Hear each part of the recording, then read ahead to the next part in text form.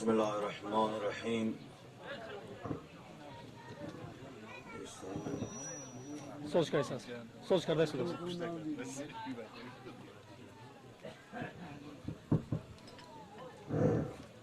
بسم الله الرحمن الرحیم. هموطنان عزیز، پیش از آن که یک کمتری هم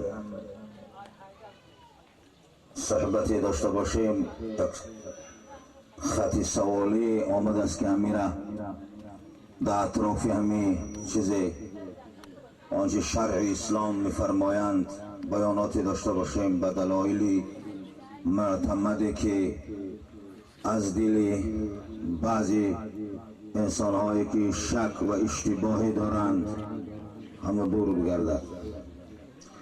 اینجا سوال کن می نویستد: محترم استاد، درباره احترام اهل علما و جای نشستی آنها یک دو سخن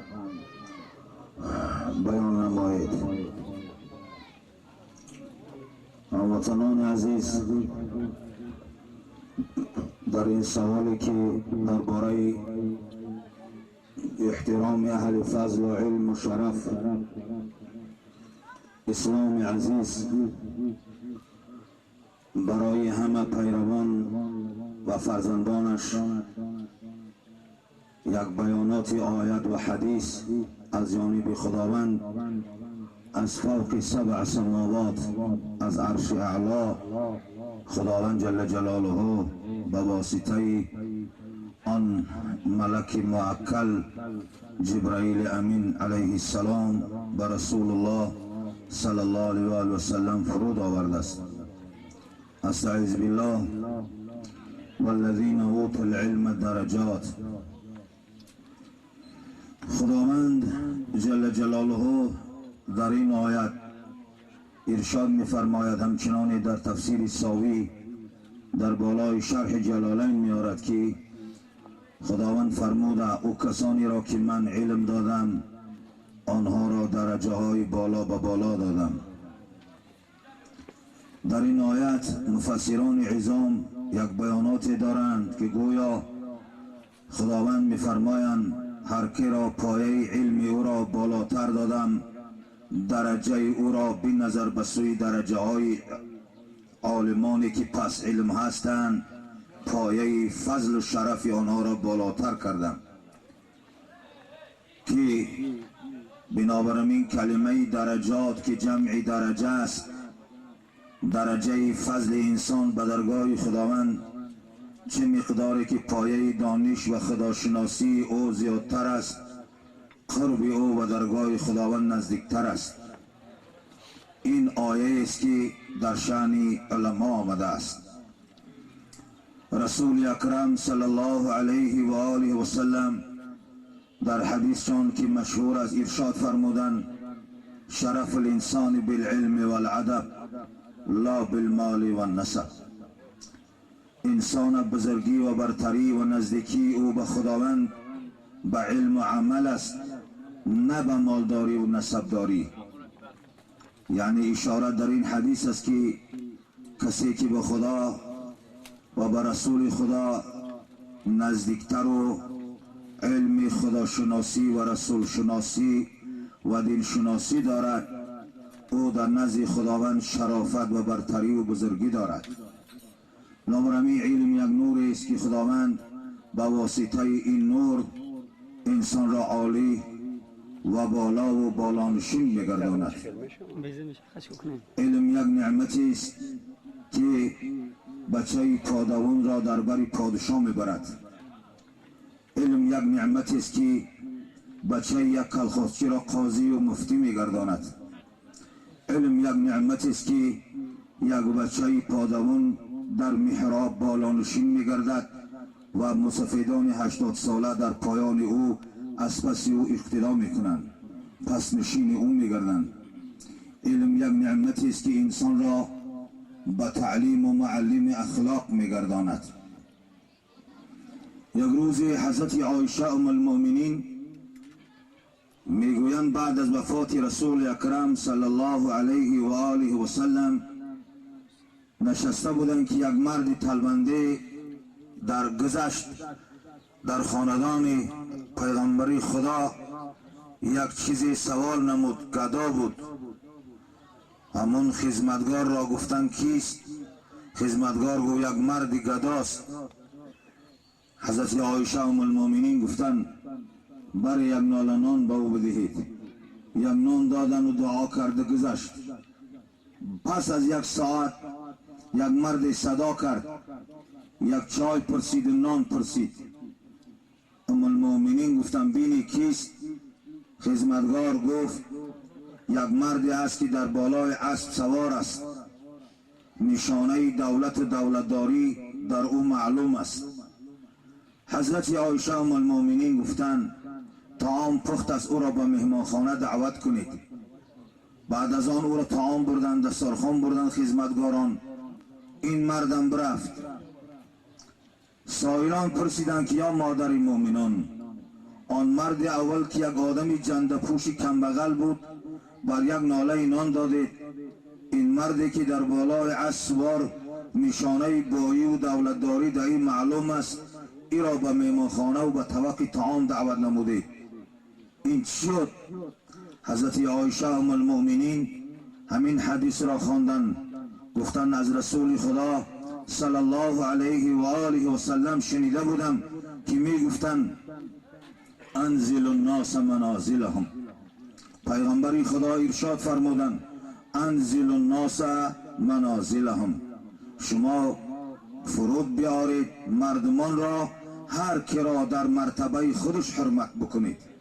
آن مردی که یک ناله نانش دادیم اون در بازارها در هر جاهای افلاسی ها نشسته به نیم نان قناعت کرده بود، آن را لایق خودش احترام پیغمبر فرمودند.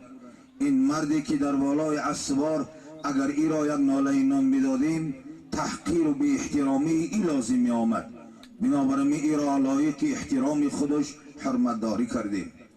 بنابراین این معنای این ندارد که درست نیست و جایز نیست که هر یک آدمی پس نظر اگر چندی خودش علم ندارد یا علمی چله دارد یا کافی علم ندارد، خودش درجه علم و معرفت را نمیداند، خودش عالم نیست، در بازار علم تجارت نکرده، او تحقیر نماید، برای او بسیار گناه عظیم است. آیت و حدیث و همه اخلاق بزرگان شاهد است که پیغمبر صلی الله علیه و سلم در حدیث دیگرشان ارشاد فرمودند، پیغمبر خدا انما یعرف ذا الفضل من الناس ذووه، انما یعرف ذا الفضل من الناس ذووه، این جز از این نیست میشناسد صاحب فضل را در بین مردم صاحب فضل میشناسد. کسی که او فضیلت دار است که او اهل فضل را میشناسد. اگر خودش فضیلت ندارد یک آدمی محقر و یک آدمی بی احترام است، همه را مثل خودش محترم نمیداند و او را تحقیر میکند. برای میکره آدمای بزرگ را از کجا میشناسند؟ آدم را فضایل و از کجا معلوم میشود؟ انسان را از اخلاقش معلوم میکنند.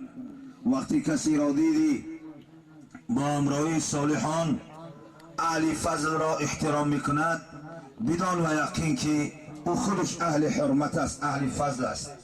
بنابراین از اولاد و اصحاب ما و شما بزرگانی که گذشتن در یک قشلاقی که اگر یک کس یا دو کس اهل علم شرف را حرمت داری میکرد، کسی به همو قشلاق می آمد نام همو را می گرفت می آمد، میگو فلانی مثل زاکر خوجای رحمتی و مثل فلانی شانزاده ها و بچه های شان سیفالدین بچه دار ایدری خوندار و مثل فلان و فلان، همون هایی که انسان بودن و آدم بودن نمی گفتن که او چی داره، می گفتن او اخلاص داره، او محبت داره، انا فلان گفته سراغ کرده می آمدن. برای چی؟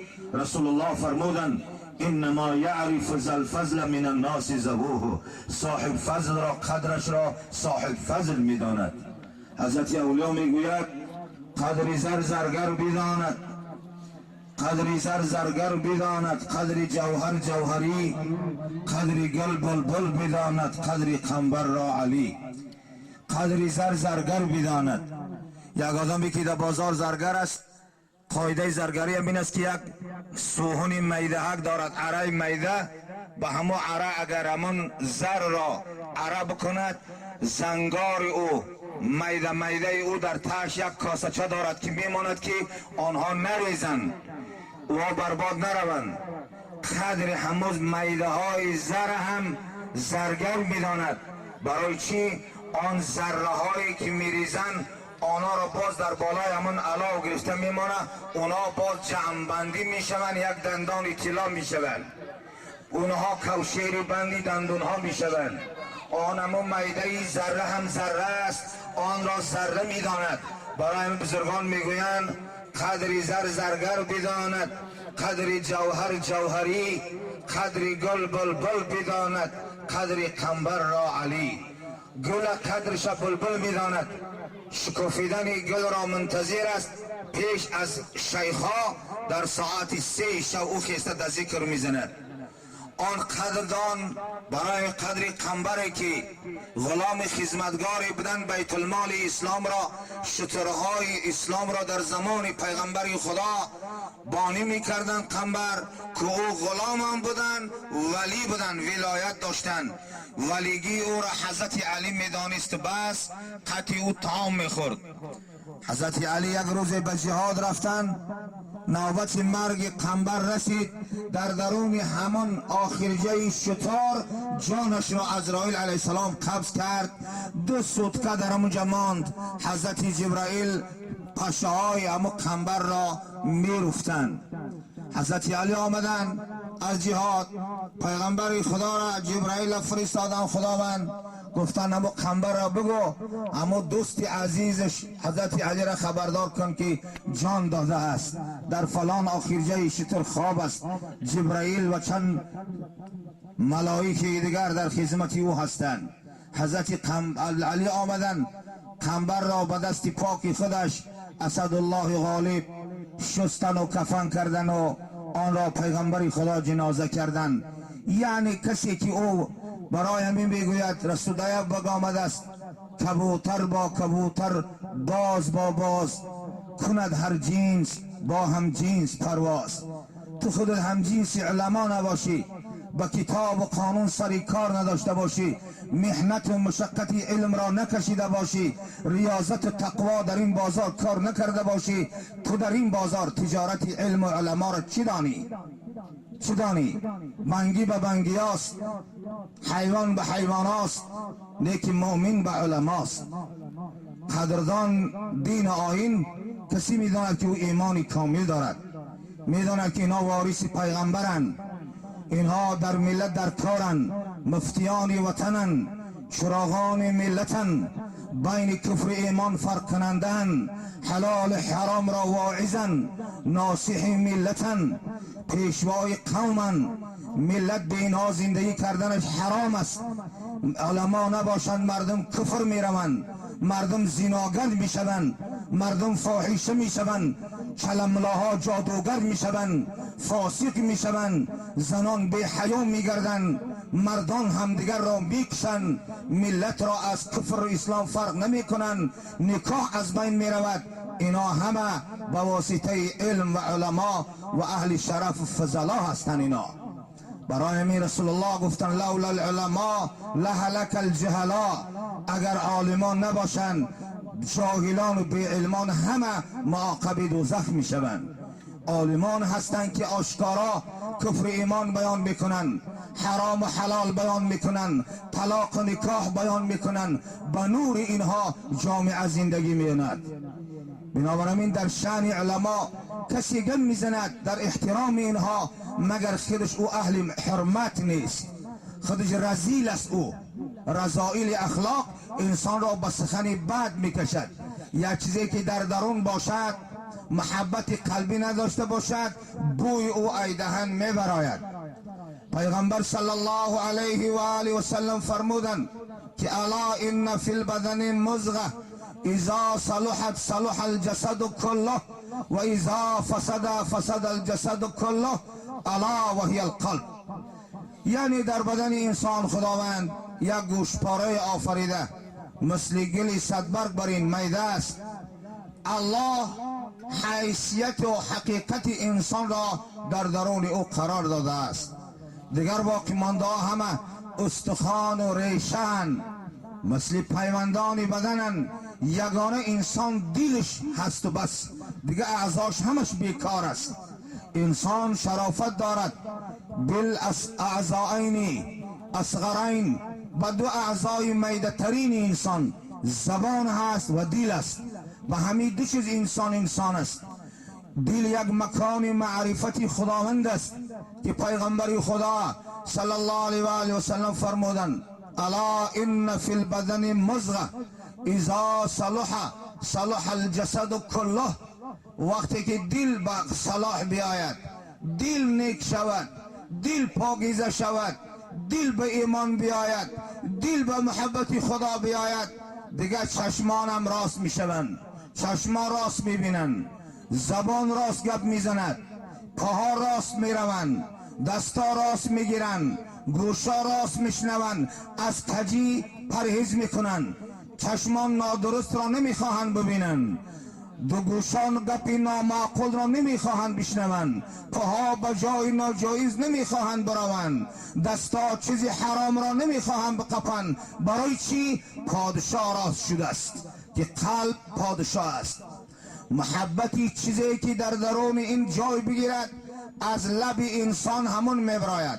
یک انسانی که دائم با علم و با معرفت و با قرآن و با حدیث و با طهارت مزین شده، وجود او در همه رگ و پیوند او محبت رای خدا و رسول جایگیر شده، علی الدوام او دائم به خدا، دائم به ذکر خدا، دائم به ذکر رسول خدا، دائم به دعوت خدا مزین میگردد که من احب شیئا اکثر ذکره. کسی چیزی را دوست بداره یاد او را بسیار میکند، هر زمان همون را یاد میکند. یک انسانی که در درون دلش اگر شبم بروز در آپرا بالت گشته است، محبت زنان ارتیست در وجود او جای گرفته است، زنان شب در کجا بشیند او از زنان ارتیسه و فاحشه گپ میزند. زناگر باشد همون لذت حرامی در درون دل او پر شده است، در کجا بشیند از زنان زناگر گپ میزند. اگر عرق را بسیار خورده است، محبت عرقخوری در درون دل او جای گرفته است، در کجا بشیند از همون شیشه های عرق، از عرق عربی و روسی و تاجیکستانی و شهری نبی و از همونها گپ میزند. اگر از مال دلار در دل جایگیر شده است، از زبانش فقط همون دلار و دینار میبراید. اگر دوست باشد از دزدان گم میزند، اگر غارتگر باشد محبت غارتگری از اونها گم میزند. کدام چیزی را که در درون قلب او جای بگیرد، لبای او به منزله لب حبزن از لبای او همون میبراید. برای من هر یک مسلمان سخن را اندیشه بکند. دامله ها هم عزت هر کسی را هم دوست نمیدارند، کسی داملای واقعی باشد. دیگه باره قصه کنم. حضرت مولوی استاد مولانا محمد جان قوقندی مولوی که مشهور بودن، یک روز در بین درس علمه ها در خاندانشان همین قصه را، همین معنا را مذاکره کردن. گفتن از افغانستان وقتی به هندوستان ما رفته بودیم، در افغانستان در پیش قاضی القضات افغانستان تحصیل میکردیم. قاضی القضات علما بسیار بسیار عالم بودن. گفتن در حالتی که علم آنها هم قاضی القضات بودن. قاضی القضات اگر شما قاضی القضات هم میفهمی نمیفهمی، با زبان لهجه حاضرنگی دادستان کل پروکورور جنرالی که در همه جمهوری پروکورورای ریان اطاعتش میکردن، افغانستان قاضی القضاتشون بودن که افغانستان یک ولایت چین تاجیکستان کلان است، 24 ولایت دارد. همه این قاضیاشا سردار بودن.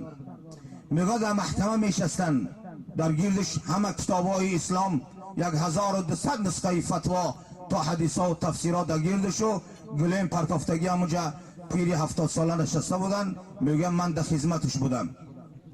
یک روز یک بای میلیونیر میگوید که داملا را آمده مهمانی دعوت کرد. حضرت مولا قاضی القضات میگه وقت نداشتن، باز دویم بار آمد، سوم بار آمد، با یک روزی را وعدش دادن. وقتی میگوید برویم، دو تا از شاگردانش گرفتن، خلاص در خانه اون بای مهمان شدیم. حضرت مولا میگوید یک دسترخوان آورد، پرتافت. بعد از دسترخوان آوردن باز همون خدمتگارا یک چیزی اوقات طعام کمک که داشتش آوردن. بعد همون اخیری خستن که خستن خودش بای در بالای همون کرسی نشست، در زمین ننشست. حضرت مولا در زمین نشستگی، او در بالای کرسی نشست. بعد از آن هر زمان میخیزه، گاه خودش عجیب نشان میتیه، در درون دیلش همون آهن زردکاش، آنهای زرد میآیه و تری داملا میگه ما را نگاه کرد، یک تبسم کرد داملای افغان و میگه یک چیزی پیسه آورده. در وقتی داد پیسه ها را در پیش داملا ماند، در پیش هم فشار طالب و میگه به خانهش برای چیزی که در آمد. حضرت داملا قاضی القضات میگوید همون پیسه ها را آهسته در تای همون ناناش تیله کرد، آهسته در تای همون نانش تیله کرد و ملا بچه ها را گفت که اشارت شکر که در تای نانش تیله شکنی. میگوید وقتی که دعا کردیم خستیم، گفت زمین نانها چیزها. بعد میگه داملا گفت بشین، میگه آن کس شیشت. گفت ما گدا هم باشیم گدا نیستیم، لیکن اگر ما را هم گدا حساب کنی ما از او گداهای پسیمت هم نیستیم. همین که گفت خیستیم. دیگر او چی گفتنش هم ندانست، نفهمید که من چیکار کردم، نفهمید که استرا شد. داملا طالی را ممون اوقاتاش همون جمعدگی پاسی دستش یک بار داد دسترخوان پیش نشکید، پاسی دستش شکید خیستی. لیکن معنیش هم این است که علمه ها در ذاتن خداوند اینا را اهل حرمت کرده است، اینا را پیغمبر خدا اهل حرمت کرده است. اگر یک یا خریداری هستند که یک گله هستند که اگر بعضی رزیل حیوانی طعنه کننده منافق اگر اینا را نخره، اینا را جهان میخره. من برای شما در همین مضمون خوشنگ شما هموطنان عزیز، خیلی قومی برومندی نامداری وطن ما هستی، برای می یک بیتی که از بزرگان آورده میره بگم. گل دیدم نه در گلزار باشد، گل دیدم نه در گلزار باشد، نه در شهر و نه در بازار باشد. یک گل دیدم که او در گلزار نیست، که برای در او گلزار تو یک تا بچینی بیاری. هم تا گلی زیبای هست که در شهرم نیست، در بازارها بخرمش بگوی در بازارم نیست. گل دیدم نه در گلزار باشد، نه در شهر و نه در بازار باشد، نه کس او را خرد نی فروشد. او را خریدش هم نمیشه بگوی $100,000 میخرمش. بگوی او داملایی که بگم من 40 سال تعلیم گرفتم، در درون دل من همون یک کسیته علم است، 100,000ش میفروشم، او داملا او را فروخته هم نمیتاند، برای که او در روح انسان جای میگیرد. گل دیدم نه در گلزار باشد، نه در شهر و نه در بازار باشد، نه کس او را خرد نی فروشد، که دایم بر سرش بازار باشد. خریده و فروختش هم نمی شود، لیکن بازارش دایم اوجه. اگر بعض احمق هم غیبت کنه ملاها را بگرده، مومنان خریدارش بسیاره. در گلچه که بروانی را خدا می خرد. ما در قرقیزستان 6 سال استادیم، 6 سال در یک کوه استادیم با که همه قرقیز بود، ازبک هم نداشت، تازه قرقیز بودن. در همیش هر روز یک گوسفند ما میکشتن، هر روز یک گوسفند ما میکشتن. 10 قاری مرتب قتیمان بود. همین قاری بچم عبدالمجید همونجا قاری شید، قطعی همین عبدالحمید مولای بچم همونجا قاری شدن. در همون بین قرغیزا 6-7 قاری مرتب در پیشم تفسیر حدیث میخواندن. اما نه خدا با همون که برد 80-100 کیلومتر در درون که رنگ خودی همون درای کمرا وره دور بودیم از درون شهرها که یگان کس آگاه هم نبود. جای عبادت و ذکر و جای تلاوت و آب تازه و هر روزه. لیکن شما این کلمه نیست که مسلمان از زبانش کلمه را ببراره. این کلمه نیست که معنا داشته باشد. برای این بالای کروات بگو اگر کدمی اگر حسد برده باشن ما هم در این بالای کروات خرسند هم نیستیم. ما هم بخوایم در هم زمین قد شما بشینیم. لیکن آنچه که هم برادر خیلی راسته که از آمده است همینجا گفتن. لیکن نبودانه که موت دامله های هم عالمان نیستن. او عالمان را که کسی کرد لیکن دین کسی عالم است او خود را باید که همچه عالم قدری علمش بشناسد. برای هر رزیل احمق خود را تحقیر نکند. بزرگان میگویند علم اگرچه کم بود خارش مدار، علم اگرچه کم بود خارش مدار، زان که دارد علم و قدری بیشمار. علم در نزد خداوند بسیار قدری بلند دارد. اگر چندی منافقا میده معلوم است که منافق مردم دنیا پرست مردم، منصب پرست مردم، ظالم پرست مردم، عقیده پرست مردم. البته اینایی که درای خدا دعوت میکنن با اینا علاقمندی نمیکنن، این معلوم است. در همه عصر زمان همین کار دوام میخورد. لیکن علمای حقیقی آنها به سبب تحقیر هر احمق خود را تحقیر نمیدانند.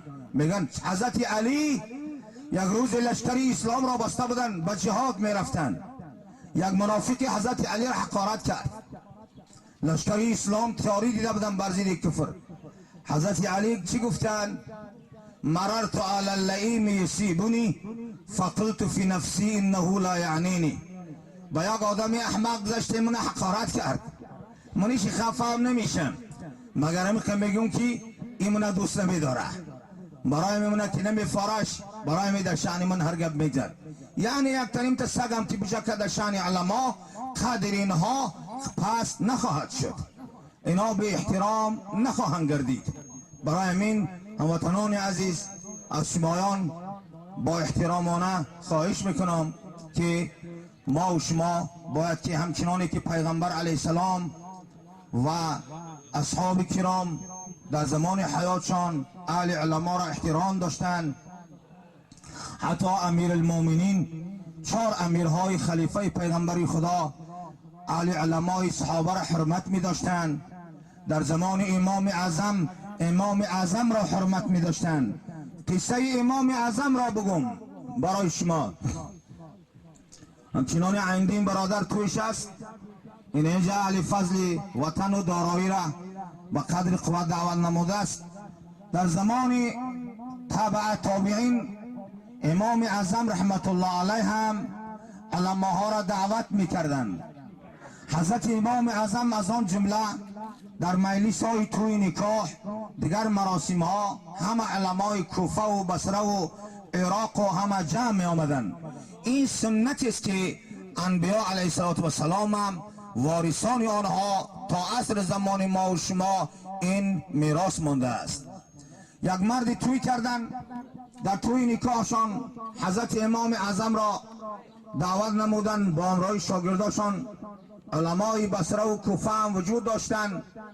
آن مردی که بچه هاش زن میداد 2 بچه‌ش در یک روز عروس فراورده بود. عادت عربا هم این است که اول عروس را میارن میفرارن، خلوت صحیحه میکنن، فرداش تو شروع میکنن. میگوید که 2 تا کهلون آورده بودن. شب 2 کهلون را با همدیگر در یک خانه هر که را دادرش بککش عروساشون خلوت کردن. و زمان ها که مثلا همون زنای قابله که خدمتگار هستن آنها خطا کردن، زنی دادر شب در اکه خواب کردن، در جاگای اکه زنی اکه را در جاگای دادر خواب کردن. فردا جاگاه که عروسا را بیدار کنی بروند ببینن که ما خطا کردیم. کلین کلانی را زن اکا در داده رفته است، زن دادر در اکا رفته است.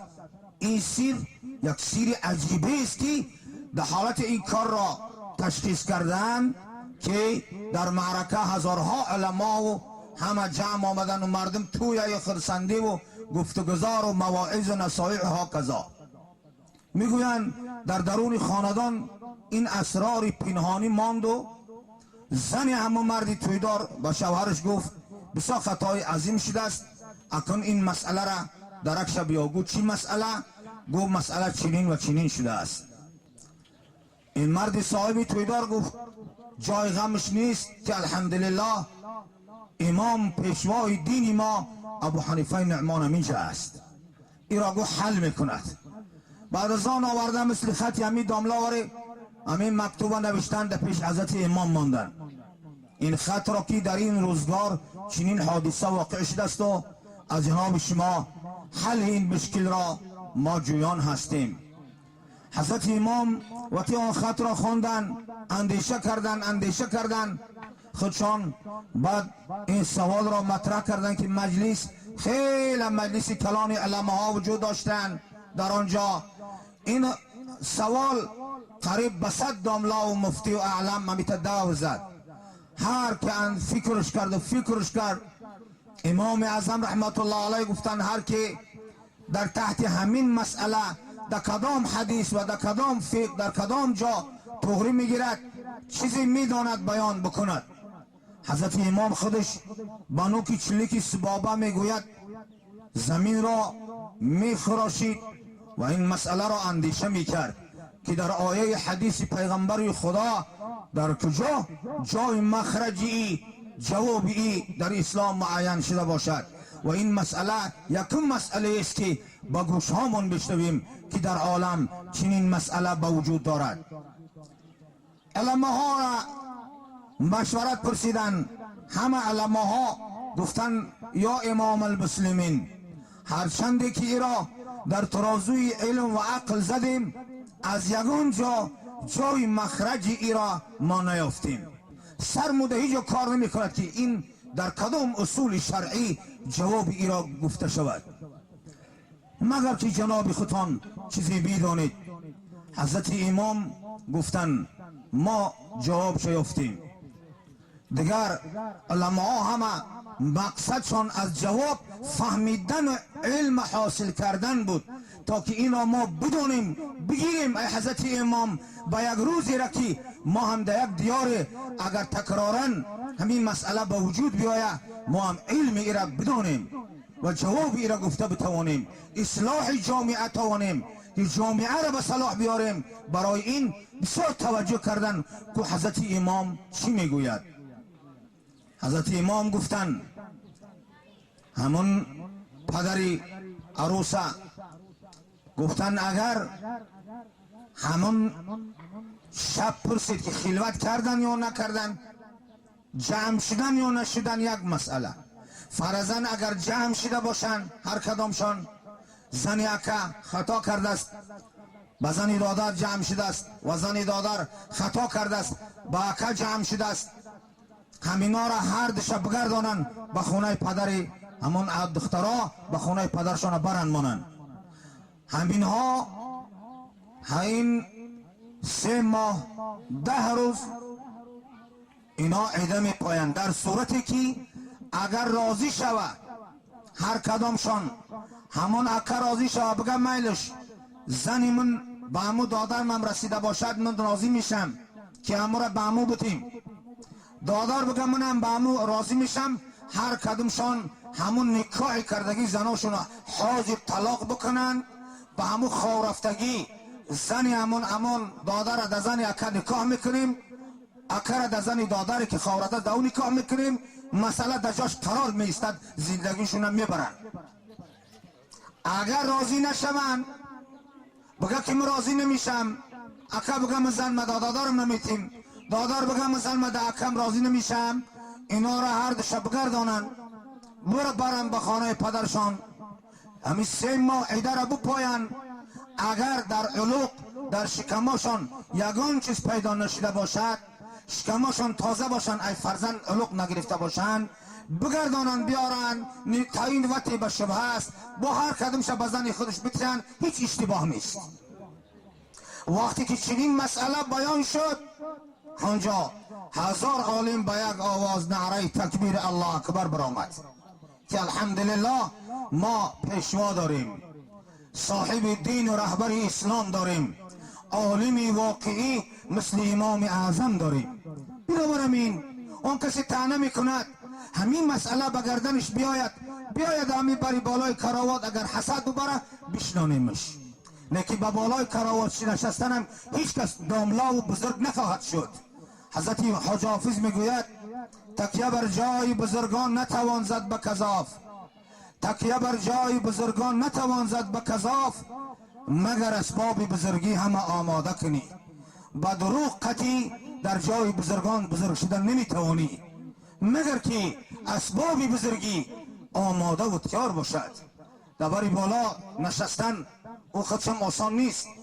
انسان از بری بالا و به بری بالا هم رفتنشم کاری آسان نیست. او را بالا ببرنم کس به بالا بردن بالا نخواهد شد، کس به علم معرفت به خدا نزدیک نخواهد شد، کس به تقوا دل قلب او کشاده نخواهد شد. برای من این سوال ها این کارها بسیار تحقیقات دارند در اسلام. علمای اسلام یک آدمی در یک علم زمانوی دارد، نه علم خدایی و رسول خدایی. علم دین یک علم است، هم به دنیا تعلق دارد، هم به عقبا، هم به اخلاق، هم به پاکی، هم به ایمان، هم به اسلام، هم به برکت. رزیلان پستران ملتن که آنها دامله ها را به حرمتی میکنن، مگر به احترامی کردن کسب بیدینان است. بیدینان است. حتی یک آدمی که در علم دنیوی علم اسپیرانتور خونده باشه، 2 مکتب دولتی تیار کرده باشه، در یک اداره دولتی بشناننش، این میگه زبانی بلند امور حرمت میکنن، امور حرمتش میکنن. چه حیفینه که تو عالم دینی اهل قرآن محترمن، اینا اهل قرآن محترم است، اینا را خدا و رسول خدا حرمتدار کرده است. اینا را بنابراین چه نمیدانی؟ آیا نمیدانی که ترا حلال میکنن؟ نمیدانی که نکاح و بیان ترا بفهمانن؟ نمیدانی که نماز و روزه ترا اینا تعلیم میکنن؟ اینا معلم هستند. یک معلم زمانوی پاپیراس در دهنش اسلام میگه امور هم حرمت کن، دین خدا میگه هم استاد حرمتش کن. بعضی ها میگوین یک روز امام اعظم رحمت الله علیه نشسته بودن که یک سگ پرست آمد امور حرمت کرد و گفتن یا سگ پرست کافر است، مشرک است، چرا این را حرمت میکنی؟ گفتن امام یک روز من همی بلاغت حیوانات سگ بلاغت چه نمیدانستم، همین سگ پرست پرسیدم سگ کی با بلاغت میرسد؟ گفتن هم وقتی پاشا چق کنه در دیوال بمیزه همونجا با بلاغتش است. من فهمیدم که سگ که پاشا برداره بعد با بلاغت میرسد، بنابراین همین را حرمت میکنم. ببین بنابراین این سوال در شأن این خیلی بیانات وافی کردم برای می که هموطنان همه ما و شما باید بفهمیم و بدونیم. حتی در کتاب میارد رسول علیه السلام پیغمبر خدا گفتن کدام کسی که اگر اهل علم را و فضل را استادش را احترام نمیدارد یقین بدانید که او از مرتبه کلن میافتد، کلن از مرتبه میافتد. او احترام پیدا نمیکند. این علم که اوسون حتی قبلگاه پدرش باید که حرمت بدارد، لیکن بزرگان میگویند از پدرنده عالم و استاد حرمت دار بکند. میگویند از پدرشنده استادش حرمتش بالاتر بدارد. برای من برای چی؟ یک روز میگویند لقمان حکیم را گفتن پدرت معتبر است، بعضی ها افلاطون را میگویند گفتن از پدرنده استاد محترم است. گفتن چرا؟ گفتن پدر فقط سبب شد که ما با وجود آمدیم، نه که استاد روح ما را از زمین به آسمان بلند برداشت، ما را درجه ما را بلند برداشت. امیدی بنابراین ملت مسلمان هر که کسی را حرمت میکند او برای خودش میکند، به حرمتی هم بکند او بر ضرر خودش میکند، بر ضرر خودش میکند. برای می رسول الله را حدیث تکرار کنم، انما یعرف ذا الفضل من الناس ذووه.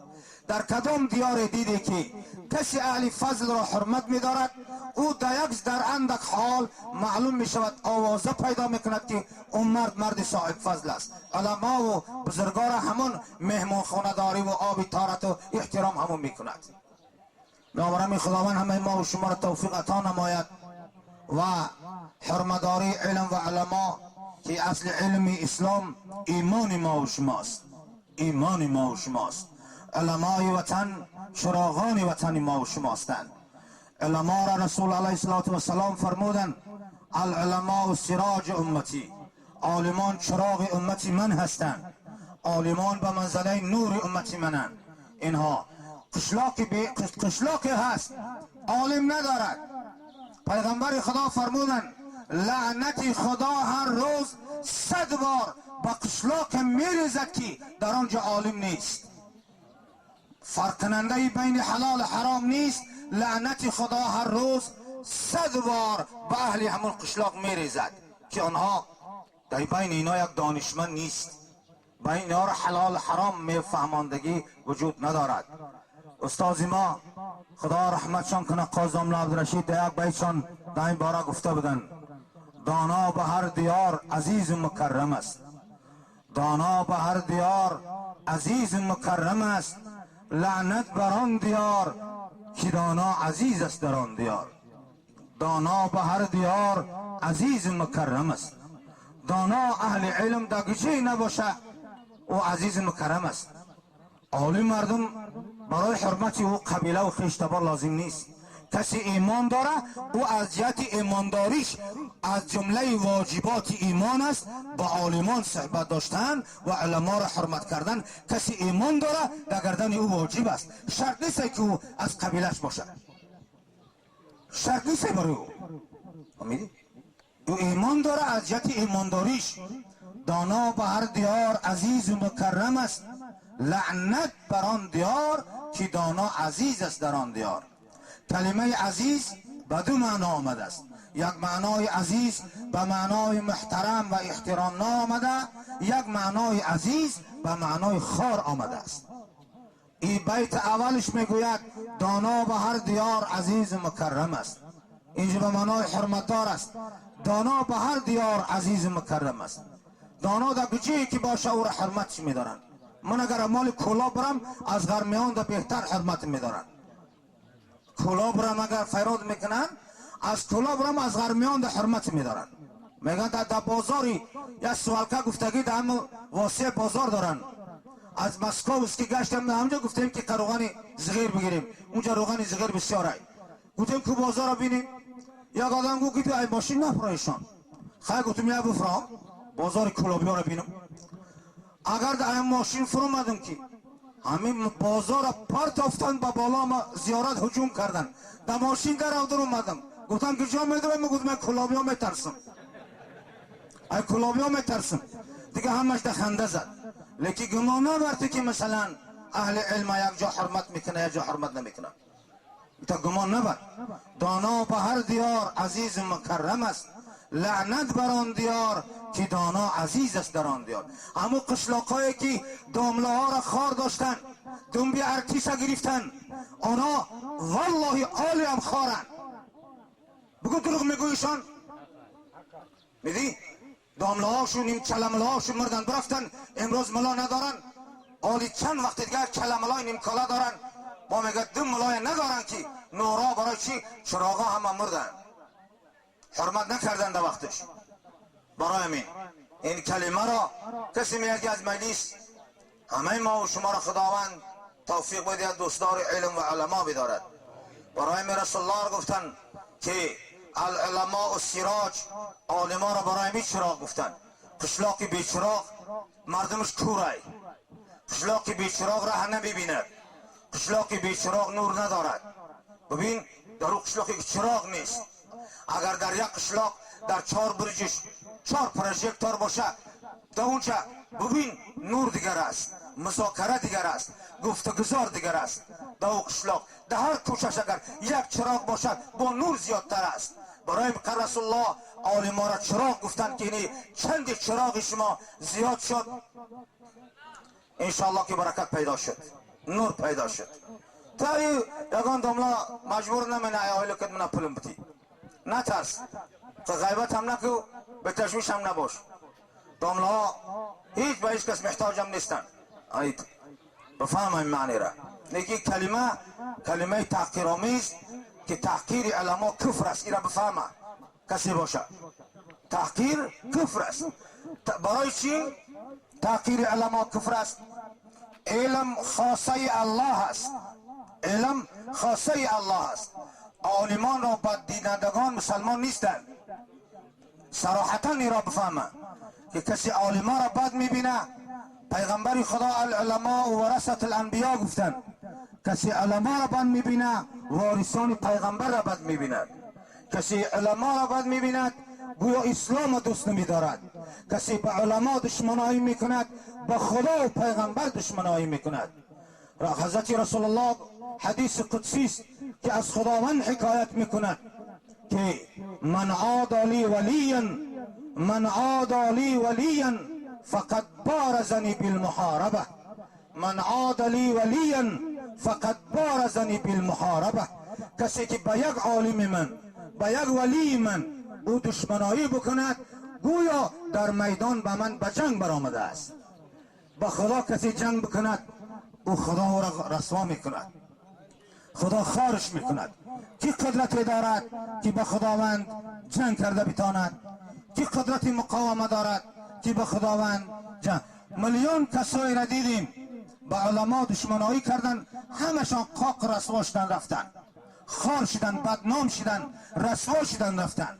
آنا انسان چیزی شود او از دعای بزرگان یک چیزی می شود. هر کجا پرواز گیرد بیدل از دستی دعا.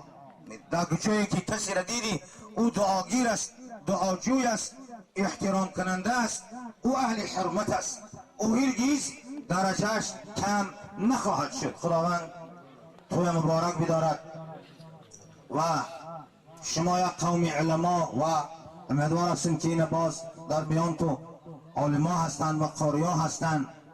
امیدوار هستیم که نسب و سلسله علم در میانه شما انشاءالله این شجره نبوت و این باز زیادتر میگردد و این فجام و همبستگی و مراسمات و همه با اخلاق و با آداب و چنانه که این برادر تویش خیلی یک بار دیگه هم تا معرکه به معنی هم کرده بودن. خداوند جل جلاله باز توش مبارک بگردانه، قدم عروس خداوند جل جلاله مبارک بدارد.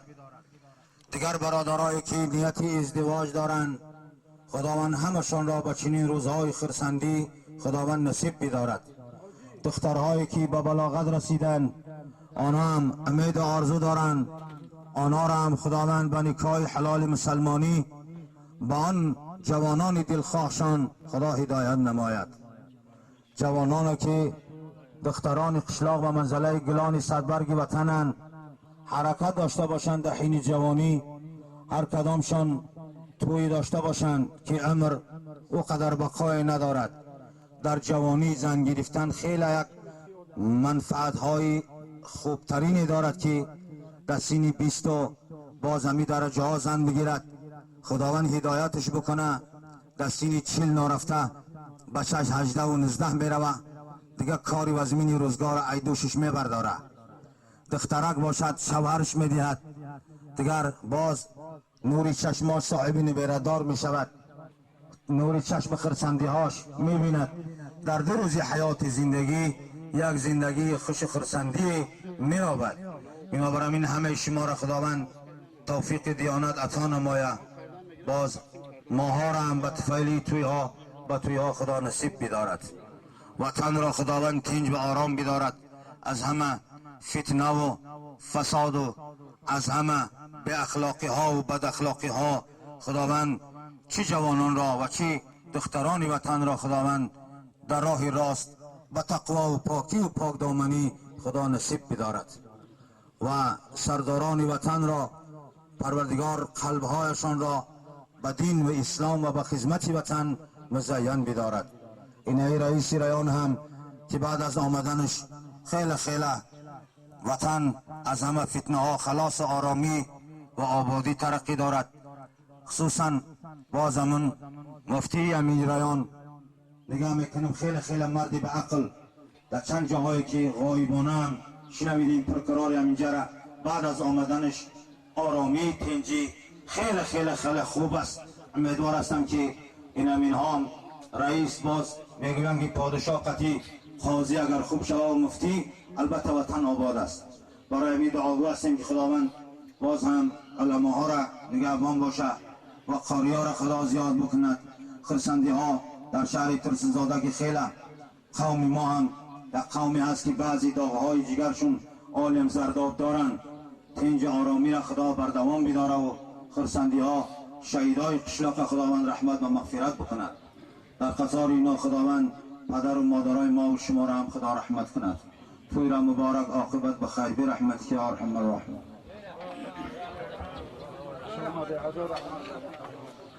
با صحبت پرمحتوایتان حضرت ایشان تشکر زیاد. بسیار در باب همین سوالی که سوالی مهم بود مفصلا بسیار خوب بیانات کردید. خداوند باز هم مرتبتون زیاد بگردونه. اکنون انا باز دوامی گرم که همین جشن حاجی بود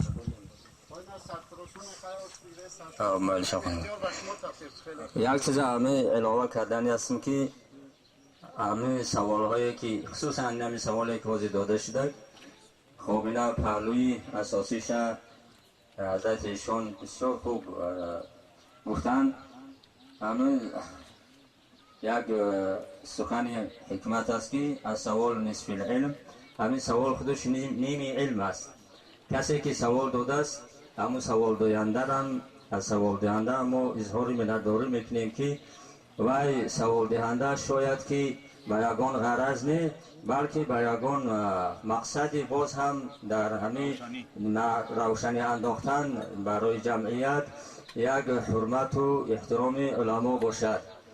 و الا خیلی که حضرت دوملو گفتن اهل علما ها خودشون میدونن که خودشون چخیل گیریم که نگاه بدارند یک گیریم که در نزد خداوند با همو اهل علم ها زیادتر یک از خدا ترس دارند. چنانچه که خداوند هم خبر داده است که اعوذ بالله من الشیطان الرجیم انما یخشی الله من عباده العلماء و علماهای حقیقی نسبت عامه از خدا زیادتر میترسند. از خدا زیادتر میترسند. البته به یک اندک بالانشین بودن ویها به خاطر همه علم شونه. این همش از حضرت دوملا گفتن. و ایلا من همین علاوه کردنی هستم که کسی که اگر با حسد در اسلام اصلا درست نیست، لیکن حسد در دو کار درست است. لا حسد الا فی اثنتین رجل آتاه الله مالا فسلطه علی هلکته فی الخیر و رجل آتاه الله علما لیعلمه و یعلمه الناس. این یک کس اگر که مالدار باشد او مردک سخی باشد خیر سخاوت میکنه در راه خدا همون مالش صرف میکنه در یک مثلا که جاهایی که شریعت نشان دادگی هسته همون در دست یاری دراز میکنه. یک کسی دیگه اگر همون را بین حسد کنه که خداوند منم همین خیلی مالدار باشم مالم تیاده مال ما در همین راه خدا صرف کنم با کمبغل ها همون مال ما در مثلا که صرف کنم در یتیم ها بتیم یک احسانی خالصا لله بکنم تا که برای آخرت من خیلی ذخیره بکنم. یک کسی دیگه همون آدمی دولتمنده که مالش در راه خدا صرف میکنه همون را بین او حسد بکنه جایزه درست است. و دیگر اینکه یک کس میبینه که کسانی را خداوند خیلی علم داده است به واسطه علمشون خیلی احترام دارن همون علمشون را قدر میکنن. دیگر کسا حسد بکنن که من هم خداوند علم بتیا خدمت بکنم محنت بکنم علم بیاموزم منم همین خیلی قدر و قیمت پیدا بکنم. حسد کردنش درست است. خوب اگر خودش که دیگر گریم که از دور علم آموزش که گذشته باشد بگذار حسد بکنه فرزنداش تعلیم بکنه فرزنداش تعلیم بکنه تا که در بر همون کاره ها جای بگیرن، نویرهاش را تعلیم اسلامی بتیه، نویرهاشون عالم بکنه، قاری بکنه تا که در آینده وا بالانشین بشوند. این زمان رفتن میگیره، دور گذشتن میگیره، به یک دور تمام نمیشود. آینده با حرکت کنه، اون حسد درست بوده است حتی همین. این خیلی مثلا فقط یک جا استاده، یعنی همین خیلی سوال ها دادن و یک حرکت نکردن این خوب نیست. بگذار حرکت بکنه، او هم در چلی که در کار دنیاوی به همدیگر حسدی که نادرست هست حسد میکنیم، همه تلاش دنیا در چل حسد کردن حرکت میکنیم که از او کم نباشیم در شرایط زندگی و دارایی و دیگر. خوب در شرایط یعنی علم آموزی حسد بکنن، جایز بوده است حسد بکنن. بنابراین این سوال دهنده را ما همین سوال دهنده هم میندار هستیم، اظهار مینداری میکنیم که به طفیل سوالی همون سوال دهنده خیلی در این باب یک روشنی ها انداخته شده. خوب آخر دعوانا ان الحمدلله رب العالمین. خوب این نوبت به چه کنیم قاری ها یکون مایل یک غزل قاری ها همون غزل هایی این موافقی جشن نکاحی و سرفراشون همین خیلی یک دو غزل ها مرحمت زمزمه بکن قاری ها بعد خدام میکنن.